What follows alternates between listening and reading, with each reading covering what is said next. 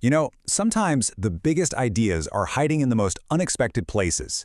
Today, we're going to uncover a fascinating global project, a whole philosophy about language, really. And it all starts from a single dictionary entry for a word you use every day. Okay, so let's jump right in. We're going to start with something we all think we know inside and out, the word electric. So if you look it up in the Simple English Wiktionary, the definition couldn't be more straightforward. If something is electric, it uses electricity. It's clean, it's clear, no complications whatsoever. And the example sentence they give really grounds it in a familiar story of progress, right? A lot of us have seen that kind of technological change in our own families. It's a word we feel like we just get, but that's not the whole story. Because if you look a little closer on that dictionary page, kind of tucked away like a secret footnote, there's this one sentence that just changes everything. And there it is. Electric is on the Basic English 850 list. Okay, what does that even mean? It sounds more like some kind of secret code than a dictionary note. And that one cryptic note leads us right to the heart of this entire explainer. What in the world is this list? And why is a super common word like electric on it? So let's pull on this thread and see where it takes us. This small note is actually the key to a huge, ambitious idea about making the entire world a little easier to understand. The key is this number right here, 850. Now this isn't just a random number. It's the precise number of words that were chosen for a very, very special purpose.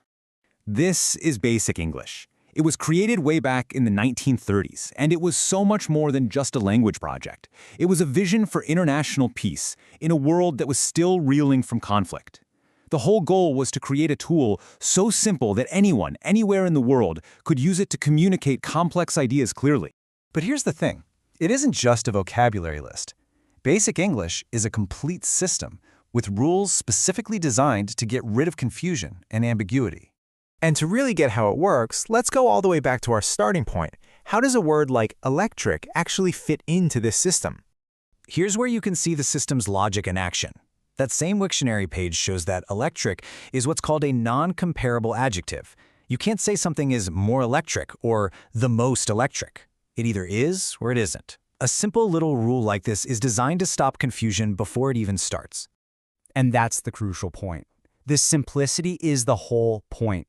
Every single one of those 850 words has a specific job and a clear set of rules, creating this powerful toolkit for communication that's incredibly hard to misuse. So you might be thinking, okay, that's a cool little history project, but its spirit is maybe more relevant today than ever before. And here it is, the aha moment. The very source we started with, the Simple English Wikipedia, is a direct descendant of this big idea.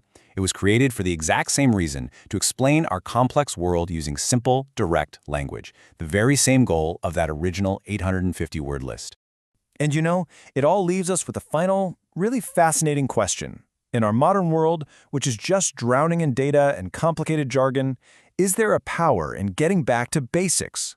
What could you explain? Or maybe what could you finally understand if you only had 850 words to do it?